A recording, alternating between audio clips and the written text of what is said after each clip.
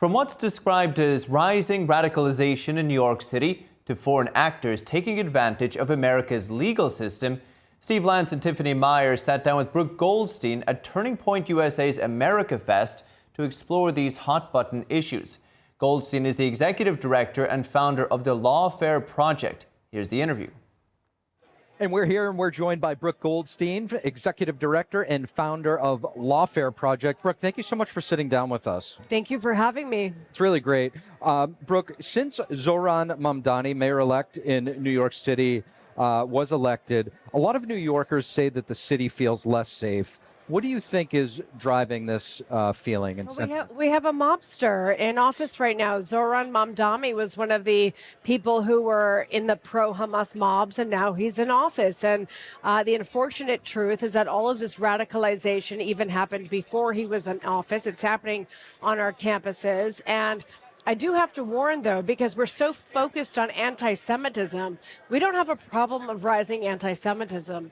We have a problem of rising radicalization in our country. And of course, the Jews are a part of that, but it's anti-American, it's anti-Judeo-Christian values, it's anti-democracy, it's anti-freedom, it's anti-free speech. And so this is something that all Americans should care about. And that's why, for example, it's so disrupted and disturbing that there's such a focus, not just on Jew hatred, but on Israel, because that's not what this is about. That is a great distraction. When we're too focused on Israel or anti-Semitism, we're losing the view of what we're really facing, which is creeping Islamism.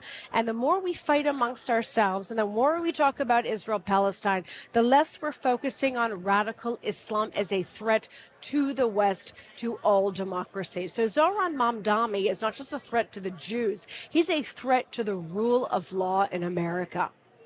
To your point of taking advantage of our systems, the term lawfare, how vulnerable is our legal system? From what I understand, a foreign-born national, a foreign national, can sue and take to court an American citizen, and we don't know if there's state actors behind them. Well, look, justice is a slow wheel that turns, but we are very blessed to live in a country where we have an impartial judicial system. But the whole thing about lawfare is it harasses people. And even though in the end of the day you may win the lawsuit, you're still spending in time and money defending yourself. And especially when it comes to defamation lawsuits, if you're speaking publicly about these issues and then you get sued, the first thing your lawyer is going to do is tell you to be quiet until you're finished the litigation. And we've seen that time and time again. We had, for example, a lawsuit a couple of years back before the Boston bombing attack, where I think it was 17 media defendants were sued. I think it was also the New York Times, including my former boss, for calling attention to the fact that Saudi funds were going and funding a mosque, the ISB mosque in Boston, and allegedly radicalizing the mosque goers. Those 17 media defendants were sued by the very mosque that they were trying to raise awareness about. The FBI, was not investigating out of fear of being called Islamophobic. And lo and behold, nobody was paying attention. And the Boston bombers, who were allegedly radicalized in that very mosque, went off and, exploded themselves at the marathon. So lawfare is a very real threat.